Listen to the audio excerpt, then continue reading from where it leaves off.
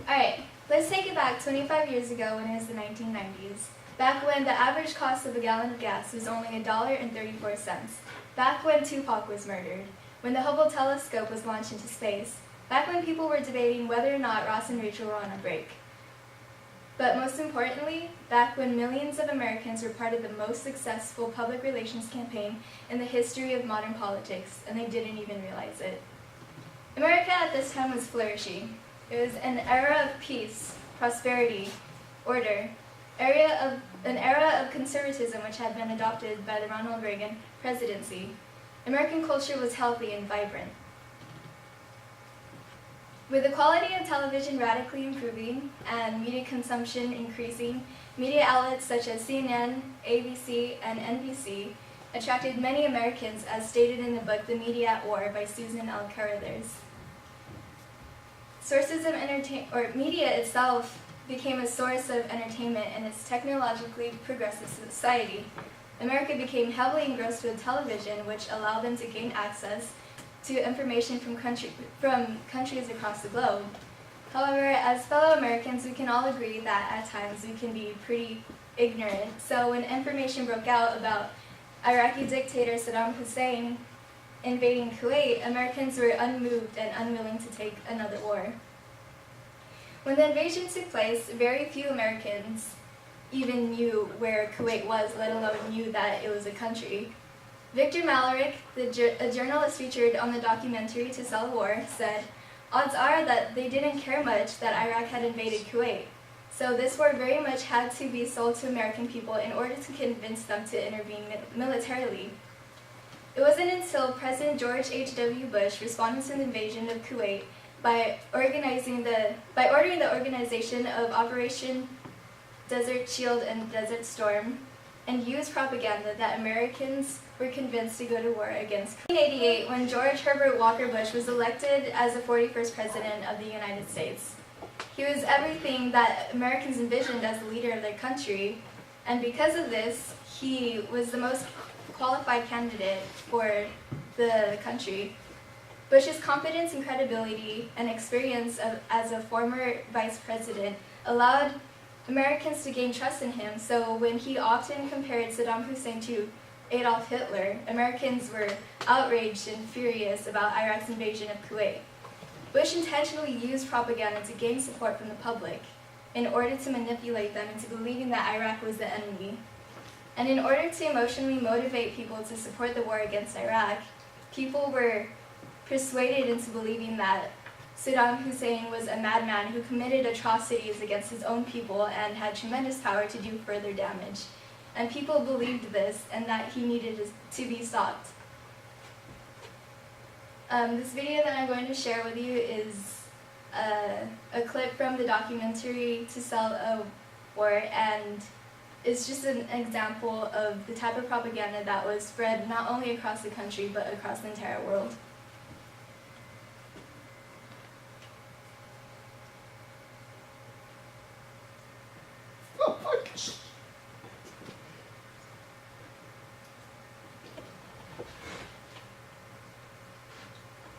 You've got to be freaking kidding.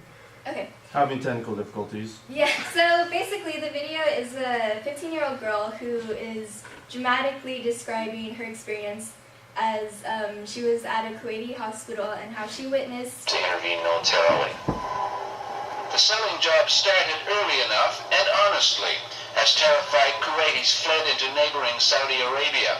There were scores of personal accounts of suffering, but one story in particular confirmed the callous brutality of the invaders. They stole the incubators and threw the babies out of the incubators. 22 newborn babies were in incubators at Adan Hospital, and the troops, the Iraqi troops, turned off the oxygen of those incubators. The story was reported and repeated, and even without confirming evidence, became part of the case for a war in response to Saddam's aggression. Then in Washington, before the Congressional Human Rights Caucus, co-chairman John Porter of Illinois and Thomas Lantis of California presented the first eyewitness to the incubator report. She was a 15-year-old schoolgirl, and her story shocked an audience that extended far beyond the hearing room. While I was there, I saw the Iraqi soldiers coming to the hospital with guns. They took the babies out of the incubators. Took the incubators and left the children to die on the cold floor. Her story put a pitiful human face on testimony. So a few years later, we learned that what this 15-year-old girl stated was actually just a hoax and only told to the public in order to persuade or to manipulate people into believing that Iraqi soldiers were responsible for the death of 312 babies. However, Dr. David Chu, biomedical engineer of British Columbia Institute of Columbia, he was assigned to go to Kuwait and discovered that there was not 312 babies, but 30, and of that 30, only 19 had died before the Iraq invasion. That's just an example of propaganda, ladies and gentlemen. As Jowett and O'Donnell say, propaganda is the deliberate and systematic attempt to shape perception, manipulate cognitions, and direct behavior to achieve a response that furthers the desired intent of the propagandist. Now, to go in a little more detail, let's talk about America's history with Rebecca Delgado. Hello. So today I will be talking about the historical background of Desert Shield and Desert Star. Life in America in the early 1990s was artificially peaceful. The United States had just elected former Vice President George Herbert Walker Bush as its new commander-in-chief. President Bush intended to keep this era of tranquility and conservatism that Ronald Reagan's presidency had introduced to the American people. Life for everyday Americans were, as it came to be, very tranquil. Although there were small disturbances along the way, Americans felt at ease in Bush's early years. Americans became prideful and faithful in their country. They were not aware that they were about to engage in the first major military operation since World War II.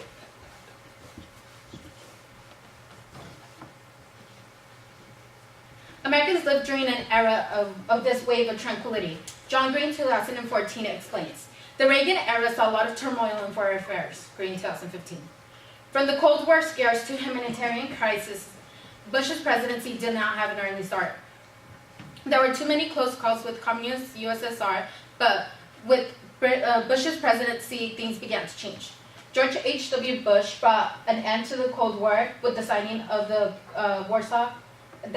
treaty that ended the Warsaw Pact. The Berlin Wall fell in 1989, and soon the USSR followed, in 2014.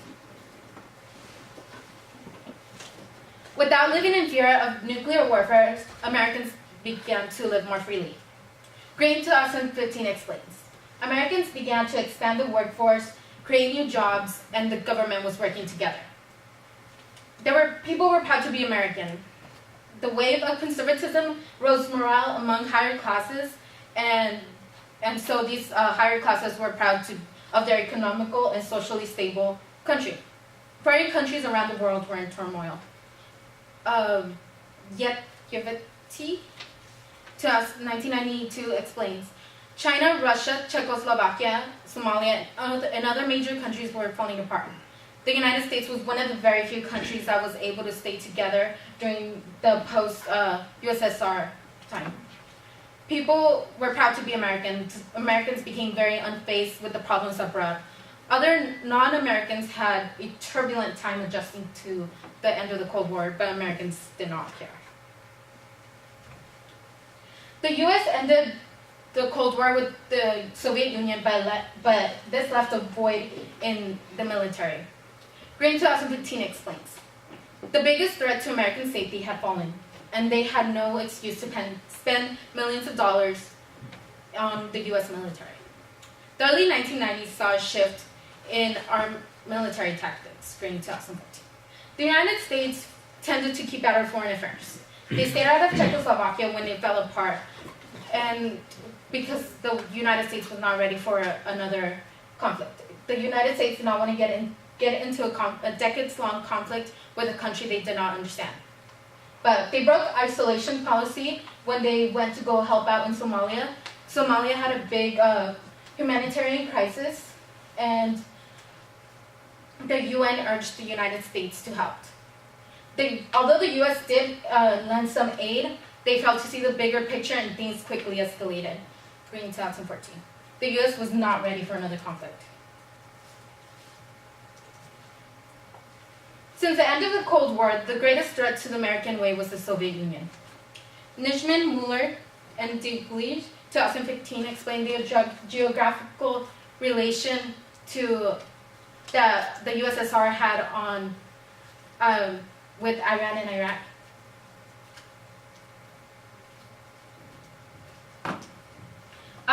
As you can see, Russia is very close to Iran and Iraq. Nijman, Mueller, and Digley, 2015, explained that the Soviet Union had a large interest in this area because of Iran's and Iraq's large oil supply. The Soviet Union was growing and needed income, and establishing a relationship with Iraq and Iran would save them. In addition, the United States, Europe, Japan, and other European and other countries had a large interest in the area because of the cheap oil. Green 2015. Americans sought these low prices. So, in the height of the Cold War, Iraq and Iran allied themselves with opposing power. Green 2015 explains, while Iran allied themselves with the United States, Iraq chose to side with the Soviet Union. For this decision, the Department of Defense labeled Iraq as a terrorist country. GPPP, 1992. To the United States, once Iraq allied themselves with the Soviet Union, they became an enemy. The United States was imposed sanctions and cut all diplomatic ties with the area. And this is from GPPP, 1992. The U.S.'s presence only made tensions in the area worse. But with the fall of the Soviet Union, Iraq lost a strong foreign investor. Green 2015 explains, Iraq's economy relied greatly on the Soviet Union.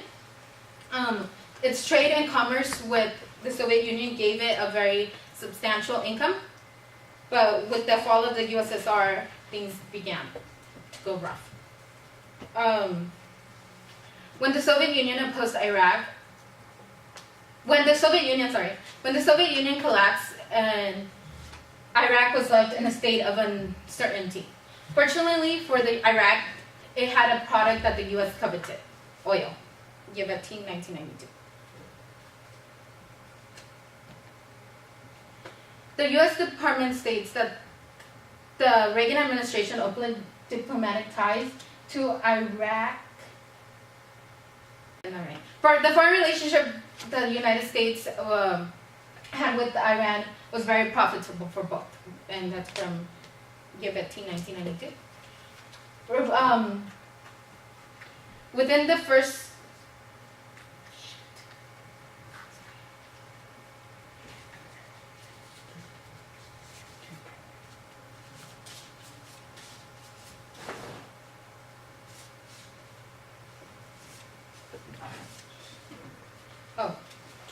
John Gray in 2015 explains the relationship between Iran and the United States. GPPP 1992 states that the U.S. saw Iraq as an enemy, and so it started dealing more with Iran. The GPPP 1992 states that the Reagan administration encouraged trade with Iran, and so business deals started to emerge. GPPP 1992 reports that within the first year of trade, U.S. farmers profited over $1 billion in sales. Things began to go awry with the Iran-Contra crisis, where the United States was selling arms of mass destruction to Iran in order to fund revolutionary forces in Nicaragua. This shocked the public because the regimes in Nicaragua were very violent, and they could not believe that their government would support these terrible regimes. But luckily for the United States, Iran suffered a rocky revolution. The Iranian government, through the U.S. out of the country. They imposed sanctions and they stopped all diplomatic ties. That's from Green 2015. But, so with the fall of the Soviet Union, Iraq lost a strong power. And it was Iraq. So Iraq right now, during this time, was very unstable, and it was going through a lot of changes in its political infrastructure. Luckily for the United States, Iraq had gold, and so the trade began to emerge.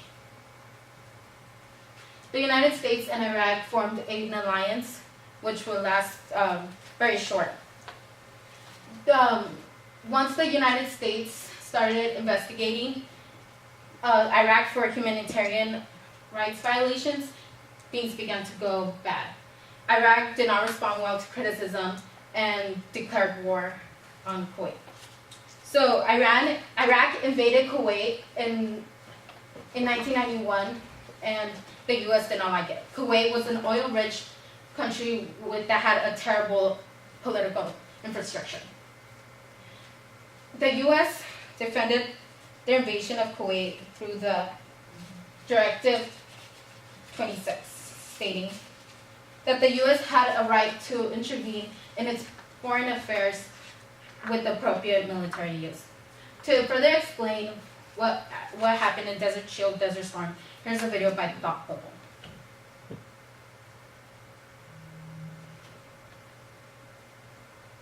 And then there was the foreign policy crisis that Bush handled decisively. Saddam Hussein's invasion of Kuwait in August 1990. Bush brought the issue to the UN and ushered through a Security Council resolution that set a deadline for Saddam to leave Kuwait. And he didn't meet the January 15, 1991 deadline. The US had already put together a coalition of 34 nations ready to make him leave. America first launched a spectacular air war that destroyed much of the Iraqi defense capability, and then our technological prowess was on display for the world on CNN, which featured coverage of smart bombs blowing stuff up. When ground troops led by General Norman Schwarzkopf finally moved in, they were able to defeat the Iraqi army in just 100 hours. Thanks, bro. So the U.S. and Iraq went through a rocky relationship from being enemies to friends and then back to being enemies. To explain the ideology behind the war, here's Stephen Barton.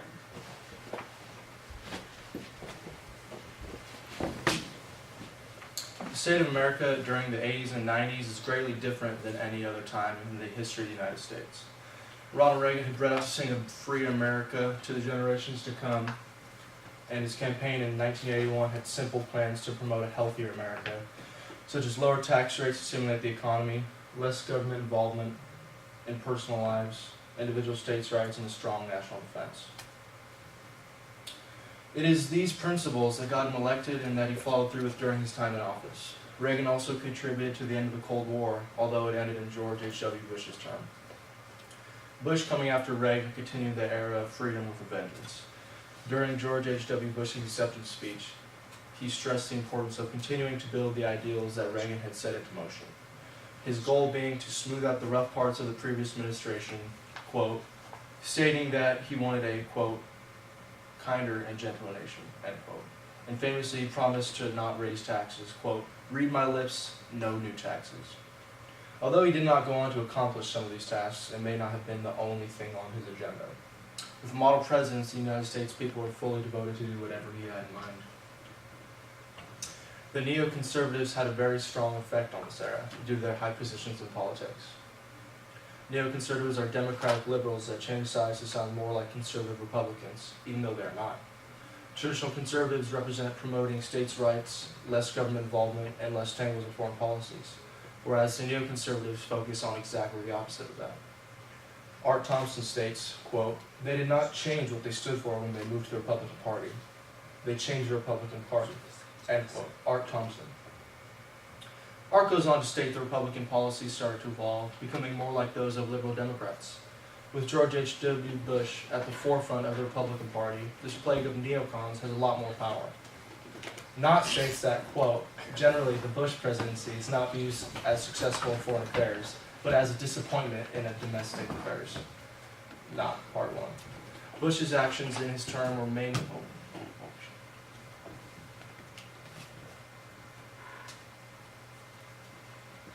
were mainly for the people, although he did not have some notable domestic achievements such as the Americans with Disabilities Act and the Clear Air Act amendments. This change in society was introduced after the New Deal's creation of an abundant number of government agencies and departments. Although this New Deal promoted the economy heavily, it in return gave more power to the government. This allows big corporations to have control over the economy and potentially the world, leaving the American people helpless to this change. With large corporations making the decisions, it is difficult to decipher the direction of the United States. These government agencies and departments put many people in charge of mass control of the U.S. These individuals carried a different mentality to their political presence, relating to those of neoconservative beliefs. With ideals consisting of a secret world government, the neocons have something different in mind than other than what they say. It is this when the neoconservative issue becomes an issue, because they have a say in the world and how things are run. They sound conservative, but do not show this through their voting practices, which is crucial because George H.W. Bush is now the leader of the Conservative Party. George H.W. Bush was the 41st President of the United States. Being one of the most well-known presidents, he has a record-high approval rating of 89%. George came into his term as one of the most qualified candidates to assume office. Bush represented everything the American people wanted to see in their leader, and even more. Even with his large number of careers prior to President of the United States, the people were extremely fond of him and believed in his capability to lead the nation. Prior to his 4-year commitment to presidency, he was director of the CIA, vice president, a congressman, ambassador to the UN, and even owner of petroleum and oil companies. On top of having a plethora of careers, he served in the Navy and was the youngest pilot in naval history. Along with that, he flew 58 missions in the Pacific during World War II and even earned the Distinguished Flying Cross after completing a mission in a burning plane and ditching it into the sea. Early in Bush's presidency, the Berlin Wall was turned to rubble and the Soviet Union collapsed. This era brought along a very different time in the world, moving towards no more dictation or totalitarian governments.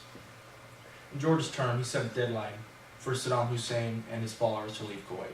Quote, on November 29, 1990, the UN Security Council authorized the use of, quote, all necessary means, end quote, of force against Iraq if it did not withdraw from Kuwait by the following January 15th, end quote. There was a coalition of forces ready to stand off against the Iraqi forces at all costs. This conflict turned into a global one because of the severity of Saddam's terror he had created. Quote, early on the morning of January 17, 1991, a massive United States-led air offensive hit Iraq's air defenses, moving swiftly on its communication networks, weapon plants, oil refineries, and more, end quote. The global coalition against Saddam, Operation Desert Storm, had an exponential leg up against the Iraq forces. The Iraqi were either destroyed or quit after bearing the weight of an unwinnable air war, accomplishing the United States' goal of minimizing ground war. If Saddam were to continue his menacing terror in the Middle East, it would eliminate the Western civilization's ties with the Gulf Coast, leaving markets to plummet and be forced to deal with the consequences. Bush would not allow this to happen, coming from a business-savvy family himself. However, Bush did not have to take this fight on by himself. In fact, President Carter, 10 years prior, had stated in his State of the Union message that, quote, let our position be absolutely clear. Any attempt by an outside force to gain control of the Persian Gulf region will be regarded as an assault on the vital interests of the United States. It will be repelled by the use of any means necessary, including military force, end quote. With the Gulf containing 2/3 of the world's exportable oil, it is easy to see how vital the Gulf is. This was the first major U.S. conflict without a draft. The morale in the United States was very high from the propaganda produced in Reagan and Bush's terms in office. Bush even had a director of propaganda that aided him in the invasion of Panama and Kuwait. War is not a popular topic in this time. However, Americans were not against the idea of it. The American people had been so brainwashed that they could not wait to go to the Middle East and terminate the enemy they had created on the U.S. soil. The support that the U.S. had is exponential, considering we did not know why we were going up against this enemy in the first place. The ideology behind this movement was purely selfish. The media can take current events, using them for its own benefit. We as the American people were taken advantage of for potential personal gain and used as a pawn in a game of chess taking place on a global level. It may be It may have been very difficult then, but now times have changed and it's up to us to prevent any further tyranny on our own soil. America the Great, land of the free. Our next speaker, Patrick, has a few words to say. Thank you, Stephen.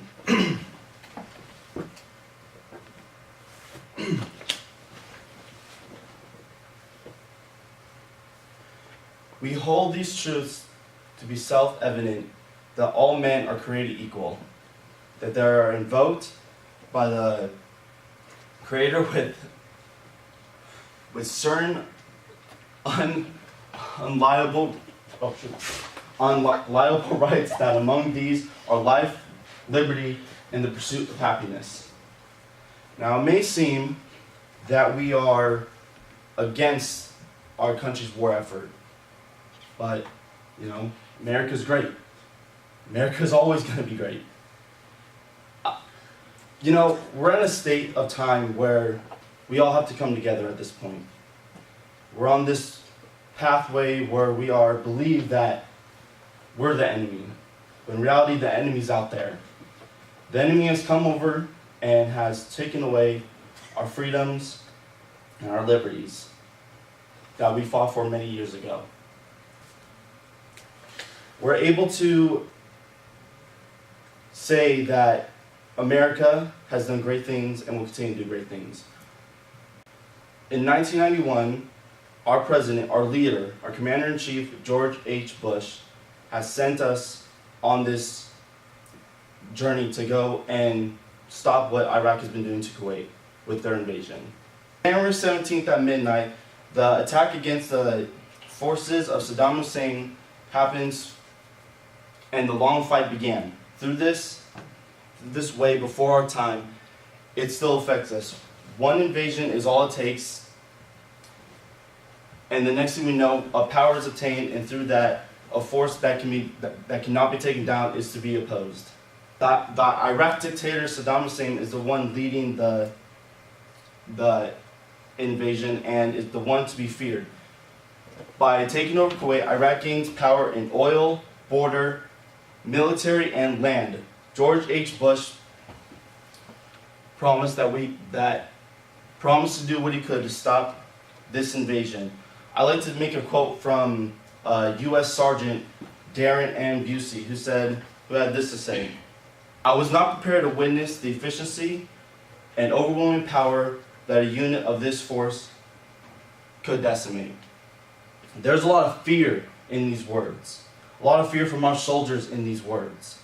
So I'll quote again. "I was not prepared to witness the efficiency and overwhelming power that a unit of this nature could decimate." End quote.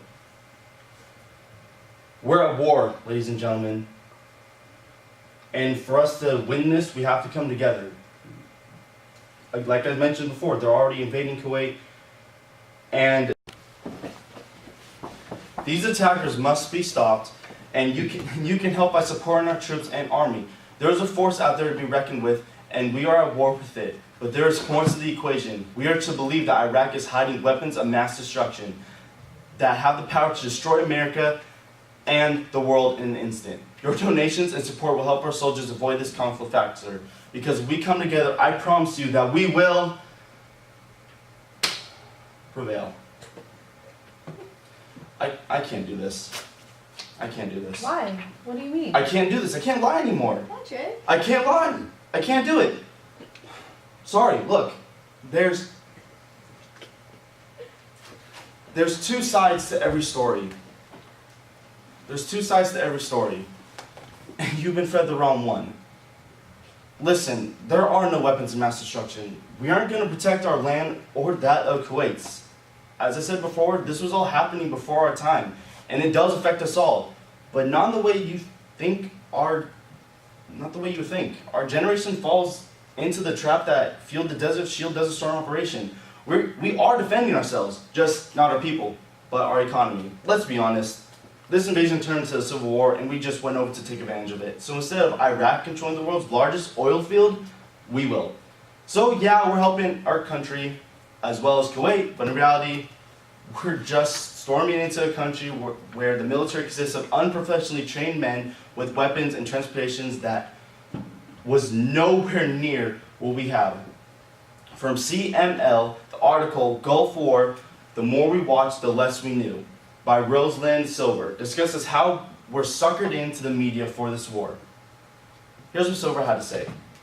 As the hours of televised bombardment, screwed missile attacks, and ultimately victory parades weighed on, we became more and more aware of the media's role in forming not just issues of war and peace, but our view of them. Silver, page 1. Like it or not, we were told lies that fueled our opinion on war, and this isn't the first time. Propaganda and media have been around for years, centuries even. Do you really believe that Iraq has weapons of mass destruction, but found themselves staring at tanks with faulty guns to defend themselves with? They were hilariously outmatched. Imagine two men fighting, one with a sword or some kind of melee weapon, and the other with a military-grade assault rifle with a grenade launcher attachment that shoots nukes. It might sound humorous because it is. Terribly humorous.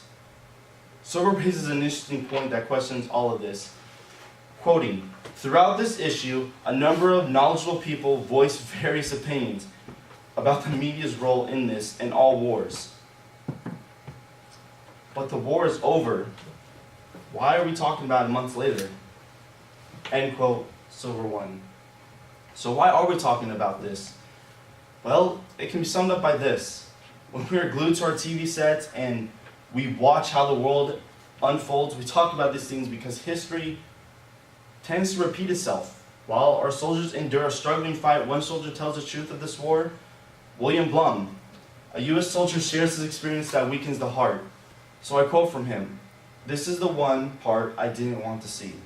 All the homeless, all the hurting. When he came through the refugee camp, a man, that's something I didn't need to see." End quote. There was a concerning moment here when one realizes that we are the fiends in this fight. He had more to say. Quoting, "It's really sad. We've got little kids coming up to see my gun and they start crying. That really tears me up." End quote. There are things that the media doesn't want to tell us. Before we jump to any conclusions about the corruptness in our country, understand that we are great. We have our rocky moments. We are great, but we're never perfect. In fact, perfection doesn't exist. Only self-perfection, your own perfection exists. So with that, this generation has the chance to right those wrongs and not repeat history by following the media and the propaganda that follows. We're in a position where we can redirect the way we look at it. Media, the news, even social media, since we're so glued to it nowadays. There is never a moment in our lives where we can fall deeper than we already have. We can literally only grow. There's literally only room to grow and move up. We are watched and followed by the media and the way we see the world. It blinds us to the truth and reality. It's like this. There are two sides to every story, like I mentioned. In this case, we have a light side and we have a dark side. When you're completely shrouded in darkness, you can't see, you're completely blind. Same with if you're completely shrouded in light, you're blind. In this case, America is the light side, and the dark side will be that of Iraq. So,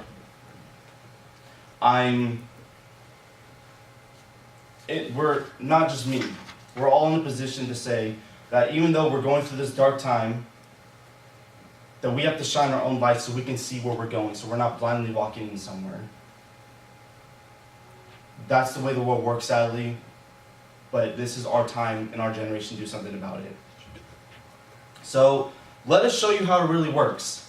Our media specialist, Brandon, will take over and show you the corruption out of the media.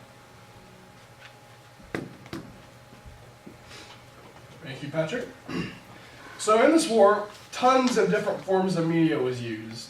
Media was used on the streets, in the homes, over broadcast, everywhere you would look. What I'm going to talk about is what media was used, and what worked best, and what didn't work the best, and how it affected the American people.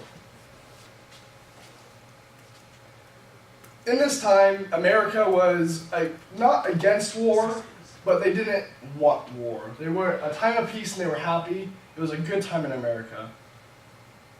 But in order for the government to get this war going, they needed a fuel that would pressure everyone into it.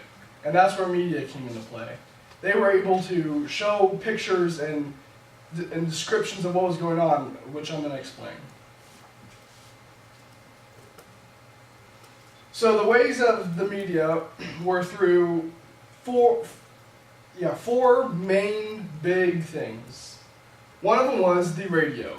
When you are at home, everyone had a radio and was able to listen to it as they did their everyday activities, walked around the house or were making food in the kitchen. The radio was a great way to put ads over the air and for people to hear it while they were still doing their things at home and being able to get a successful message into Americans' minds. Another way was the newspaper. Back then, there was newsstands on every street corner where as you walked to work or drove to work or went to the subway station or did anything outside your house, you would walk by a newsstand where you would see in big letters what was going on, and you would be able to, maybe you didn't even know it, but it would be getting inside your head, and you would eventually, hopefully, in the government's mind, go toward the war. There was also posters that were posted up around the city about how good the American people are and how bad people who we don't like are. This war had something, though, different than any other war. What they had was television. And television was new and was a brand new way to put propaganda over the air. The TV stations like CNN and other news people, they were able to alter the footage and make sure that the right message that the government wanted got across to the American people. As said on CNN.com article, The Whole World's Watching by Blitzer, CNN was on 24/7, was the only 24/7 cable channel on the TV at the time. And you bet that this network reported stories nonstop. This shows that they were making enough profit off of views to have enough people watching it over a nonstop period 24/7, and they were showing footages of the war and different stories that they wanted to get across. It didn't always mean it was the correct footage or what would have helped the American people truly. The public opinion changed in a way that persuasion was able to get in people's minds with the posters and the support and becoming all-American and being able to support the troops. This is how it fueled every aspect of the war. For the radio, people like to listen to America's pastime, which is and was baseball. Through baseball, they had commercials about the war, and so people that were huddled around the radio listening to it, they would be able to hear commercials of the war. So if they didn't have a TV, because they were expensive, they were still able to hear what they needed to hear on the radio. Baseball was a great way to get people listening because they knew a lot of people would be. Newspaper stands were filled with tons of media, different news outlets, different stories. Just what they wanted you to hear, but not what the truth really was. The news outlets would sell many, many, many newspapers every day, and they would make tons of profit off of it, and profit was what this war is all about. But the TV was the best of all because people were glued to it. It was a new invention that really got the people going. People would crowd around it, go to neighbors' houses crowding around it, just to watch the TV. Kids would watch it, parents would watch it, everyone would watch it, and it would get into people's minds at a young age and even up to the older ages. One big thing about the TV was footage would be altered. There was one famous thing where tanks would be going one way, and they would flop them, and they would go the other way. If you look closely, they were the same exact tanks, but back then people didn't know that footage could be altered that way, and it really scared people that the other army's forces were stronger than what they were. This was a big way that they were able to get people to want to join the war and stop a huge power that they've been told all about. Due to technical difficulties, we're not going to be able to show the video because it won't play, but what I'm going to tell you about is this video shows that CNN had fake footage of reporters that were supposed to be all the way over in Saddam, Iraq, and make sure that, you know, people, the American people, would think that bad things were happening. As in the video, he would say that he had put on a gas mask or bombs were going off. But what CNN didn't plan on was the camera to keep rolling and raw footage to get out later on, which showed that he was just in a studio and was over actually in America filming.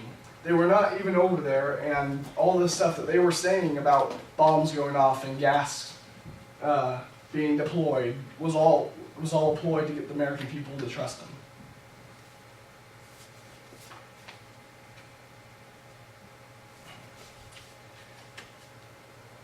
The American people eventually gave in to wanting to go to this war because of all the propaganda that was put over media. All the checks lined up into place with the government, which they wanted. They were able to persuade the American people of wanting to go to this war.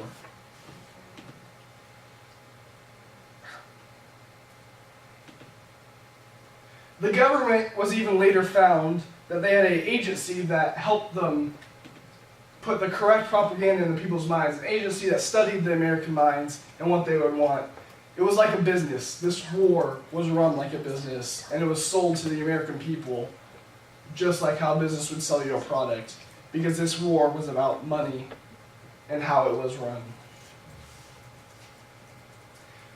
The scary part about media was that media was not a tool for the American people during this time, but it was actually ruined, and it was used at the American people like a weapon that we were using over in war.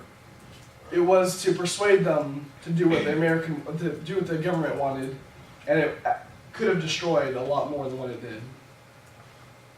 And now here's Rachel for moving the audience to action.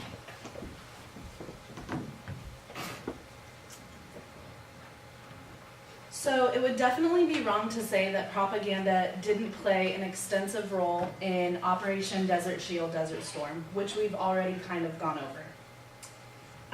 But we also need to go over the fact that propaganda was the main driving force behind moving citizens to action at this time. The role of moving American citizens to action during the Gulf War, or during any war for that matter, is actually really important because the support and morale from the home front does a lot for the soldiers that are on the front line. The ideas brought about by propaganda released during the war were brought from the government and military, and they were used to boost levels of patriotism for citizens to have for the United States, and also to boost the hatred for the opponents that were being fought in the Gulf. Victories that took place in the war were also seen as driving forces behind moving citizens to action. When you win, I mean, it's exciting, it's something to be proud of, and that also made patriotism boost. But we still see propaganda wedge its way in when we realize that Americans first had to have a level of patriotism to even be happy about victories. They had to hate the opponent to be happy that we defeated them before victories themselves could play a role. So we still see propaganda from the beginning being the driving force, the main driving force behind moving citizens to action.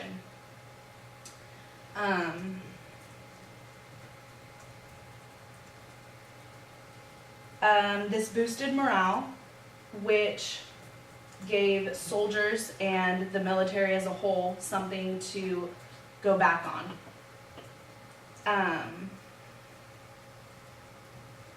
We also saw that there was some controversy going on in the United States at the time, saying that policy mistakes made by the government, Congress, were the reason that we were involved in this war. This was kind of scary to the government because they thought that rumors of this controversy getting out would affect patriotism from citizens.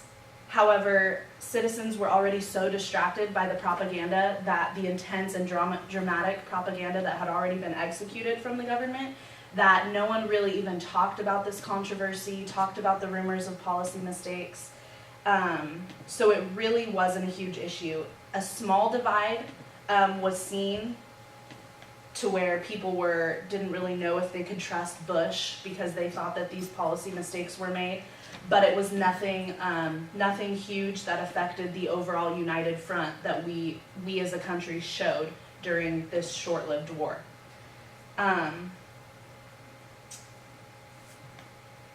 President Bush was really eager to join the war, really eager to get involved, and he knew right off the bat what he wanted to do. He had his decisions already made up in his mind. He was concerned that if he didn't consult Congress, it would kind of look bad. Yes, being the commander-in-chief of the military and president, he's able to make those decisions on his own. But he was also concerned that he would lose votes for the upcoming term, and he really wanted to get reelected.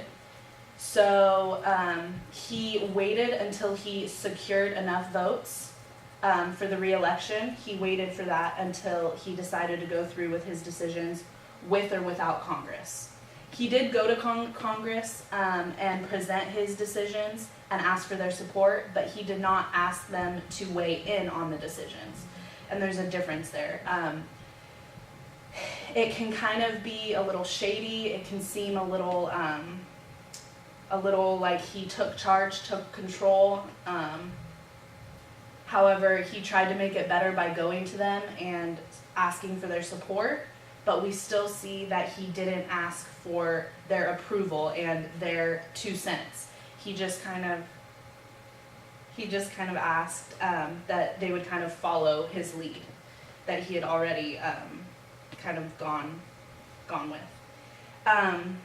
This is risky, and like I said, seems a little shady, but at the same time, we see that there was an 89% approval rating from voting American citizens for President Bush at this time.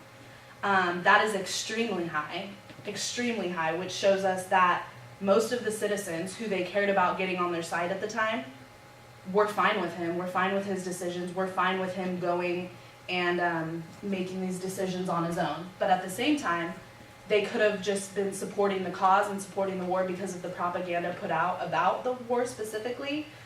Statistics weren't shown about what citizens thought about how he did it, how President Bush did it, how he did it, the way he did it.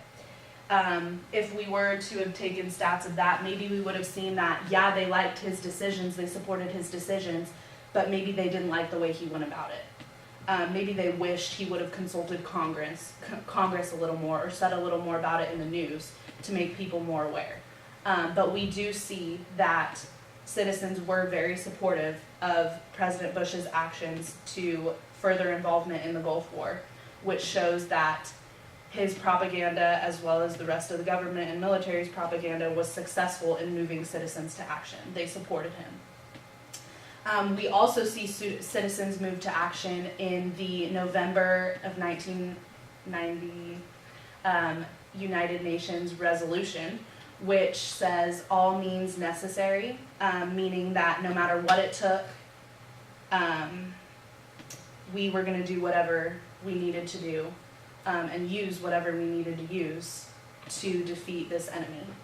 And the support that citizens gave to that UN resolution shows that they had strong patriotism, strong hatred for the enemy, and really thought it necessary and that there was no other option to be in this war, be in this situation, and have to deal with this and make sacrifices.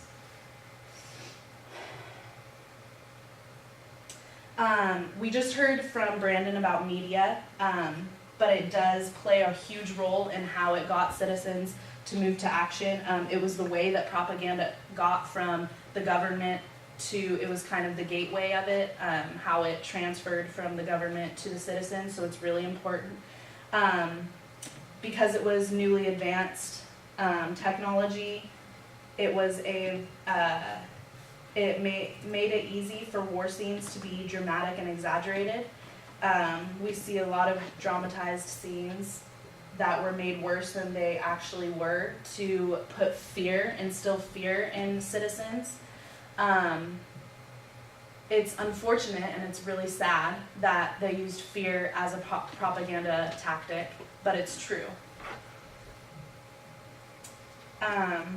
It was really important to the government to have a united front and getting people on their side through fear, through patriotism, through hatred for the enemy, whatever it took, they were going to do. And they were successful. They had, like I said, 89%, which is an outstanding amount of citizens on their side supporting this cause. After the war was over, it was short-lived. Some of the truths of the propaganda put out did come out. Citizens did feel kind of betrayed and disappointed in their country and their government. However, it was after the fact. We didn't need a united front, so if there were complaints coming, if people were kind of upset with the government, they didn't care that much. It's unfortunate, it's sad, but they didn't. I do have a video to show that displays citizens at the time that really felt from propaganda, because of propaganda, they felt that it was necessary to have these troops. It was necessary to make these sacrifices. And yes, their loved ones were over there. Some died, some injured, some changed forever. But they felt, because of propaganda, that it was necessary and there was no other choice. So they weren't upset about it. They weren't mad. They weren't angry at our country. They believed that it was the only option because of what the military and the government put out there for us to believe. So here's a video of what it was like for the soldiers and their families.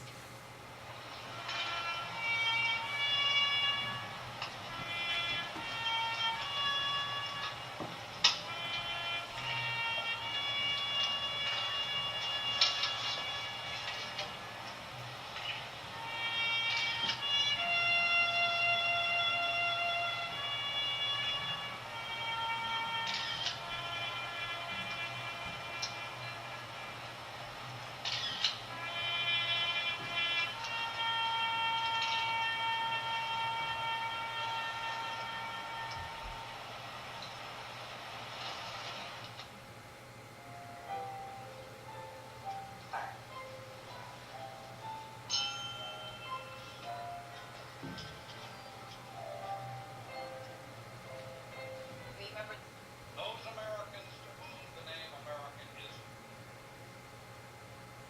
they were my troops. They were all volunteers.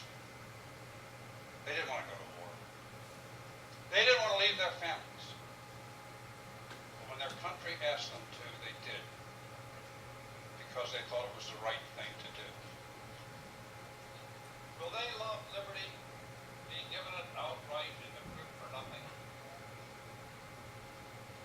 They were truly, truly the best thing that America has to offer the world. I'm sorry I couldn't bring them all back to you.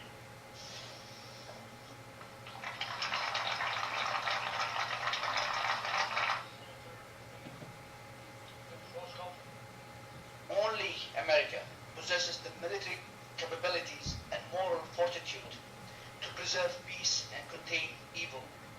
Indeed, without the moral leadership of the United States and the bravery of her armed forces and that of the coalition partners, Kuwait would not today enjoy its freedom. And I'm proud to be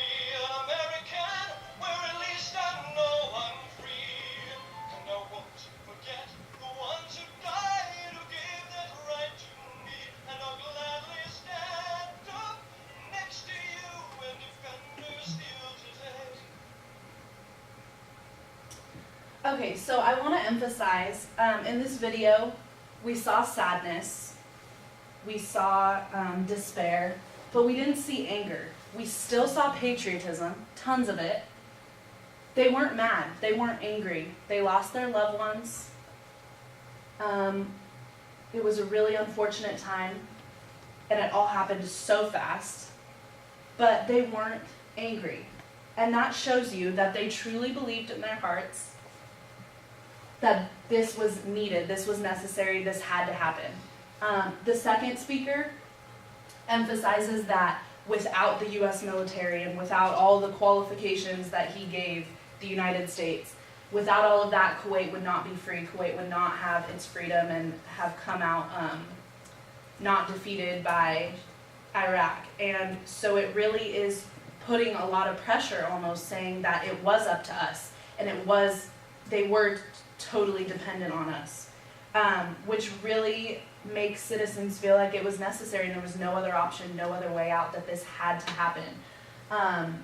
So we see here a perfect example of citizens during this time and the effect that propaganda really truly did have on them.